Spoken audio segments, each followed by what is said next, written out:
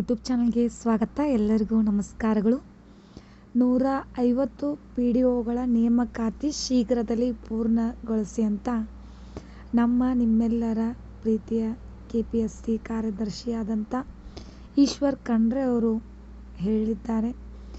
Already 2024ರಲ್ಲಿ ನಡೆದಿದ್ದ ಒಂದು PDO ಹುದ್ದೆಗೆ ನೇಮಕಾತಿನ ಬೇಗ ಹೊರಡಿಸಿ ಅಂತ ಹೇಳಿದ್ದಾರೆ. ಈ ಒಂದು ಸಂಪೂರ್ಣ ಮಾಹಿತಿ ನಿಮ್ಮೊಂದಿಗೆ ನಾನು ಈ ವಿಡಿಯೋನ ಪೂರ್ಣಗೊಳಿಸ್ತೀನಿ.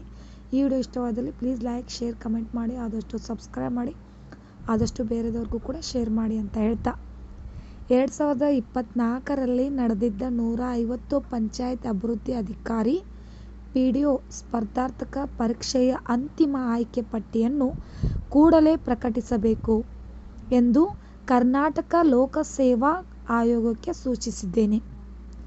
ಗ್ರಾಮೀಣ ಅಭಿವೃದ್ಧಿ ಕಾಮಗಾರಿಗಳ ಸುಗಮ ಅನುಷ್ಠಾನಕ್ಕೆ PDOಗಳ ಪಾತ್ರ ಅತ್ಯಂತ ಮಹತ್ವದ್ದಾಗಿದೆ. ನೇಮಕಾತಿ ಪ್ರಕ್ರಿಯೆ ವಿಳಂಬ ಇರೋದ್ರಿಂದ ಗ್ರಾಮೀಣ ಭಾಗದಲ್ಲಿರೋದಂಥದ್ದಾಗಿರ್ಬೋದು ಅಥವಾ ಪಾಪ ಆಲ್ರೆಡಿ ಎಕ್ಸಾಮ್ ಬರೆದು ರಿಸಲ್ಟ್ಗೋಸ್ಕರ ಕಾದಿದ್ದಾರೆ, ಅವ್ರದ್ದು ರಿಸಲ್ಟ್ ಕೂಡ ಪಾಸಾಗಿರುತ್ತೆ. ಆದರೆ ಅದು ಆಯ್ಕೆ ಇರುತ್ತಲ್ಲ, ಎಷ್ಟು ಜನ ಸೆಲೆಕ್ಟ್ ಆದರು ಏನು.